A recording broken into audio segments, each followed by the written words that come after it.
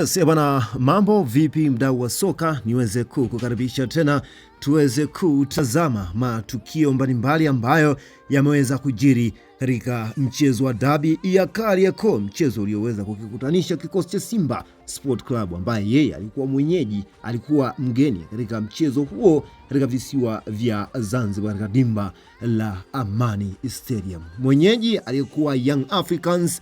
Mchezo ulikuwa ni vuta ni kuvute, lakini ulikuwa ni moja kati ya performance kubwa kwelikweli kwa kikosi cha wekundu wa Msimbazi Simba. Wao Simba wanakuambia kwamba mchezo huu leo ulikuwa ni muhimu sana kwetu na tumeweza kupambana vilivyo. Na sasa ni nini ambacho ameweza kukisema afisa habari huyu wa kikosi cha Simba Sport Club, Ahmed Ali ameweza kufika mbali na kuweza kufunguka kuhusiana na kile ambacho kimeweza kutokea katika mchezo huu wa leo. Unafikiri nini ambacho ameweza kukisema afisa habari huyo wa kikosi cha Simba Sport Club? Lakini pia ikumbuka katika mchezo huu wa leo Simba Sport Club ameweza kuonewa moja kati ya bao liloweza kuwekwa kimiani na Suleiman Mwalimu.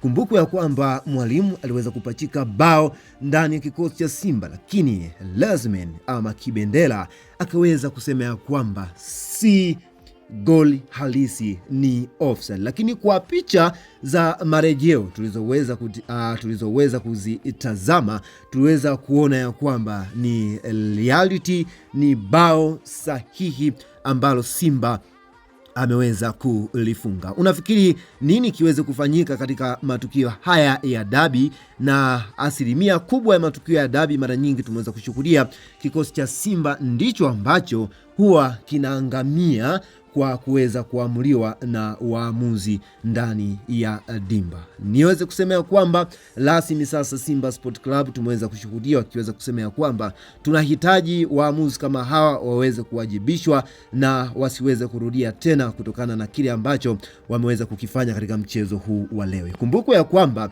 Simba Sport Club yeye ndiye aliyeweza kuonyesha performance muhimu kwelikweli katika mchezo huu wa leo. Rasmi sasa Simba wanasema ya kwamba mchezo huu wanakwenda kutia shaka kulingana na performance walioweza kuionyesha, lakini pia na wasaidizi wa muamuzi walichoweza kukifanya katika dimba la Amani Stadium.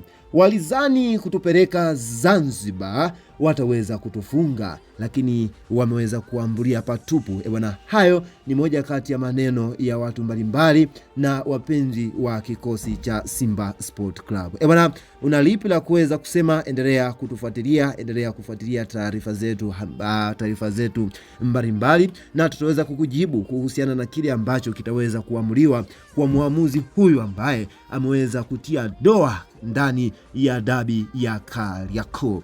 Kama si muamuzi wa leo Kibendela, basi Simba Sport Club alikuwa anakwenda kukusanya pointi zake 3 kibindoni na kuweza kumfanya akawa na pointi 26. Mpaka sasa msimamo wa ligi kuu Tanzania Bara, Young Africans nambari 1 ikiwa wameweza kucheza michezo 11, magoli 27 ya kufunga, magoli 2 ya kufungwa, na point mpaka sasa walizonazo ni 27. Nafasi ya pili inashikwa na JKT Tanzania, michezo 17, magoli ya kufunga 18, magoli ya kufungwa 15, point 28. Wakati Simba Sport Club nafasi ya 3, mechi 11, wakati huo akiwa ameweza kufunga mabao 18, mabao ya kufungwa ni 4, point alizoweza kukusanya ni 24. Hivyo sasa kama Simba angeweza kushinda mchezo wake huu wa leo, angeweza kuwa na point 26. Hivyo gap la alama ndani ya kikosi cha Simba na Young Africans zingeweza kupungua kutoka 5 mpaka kusalia point 2.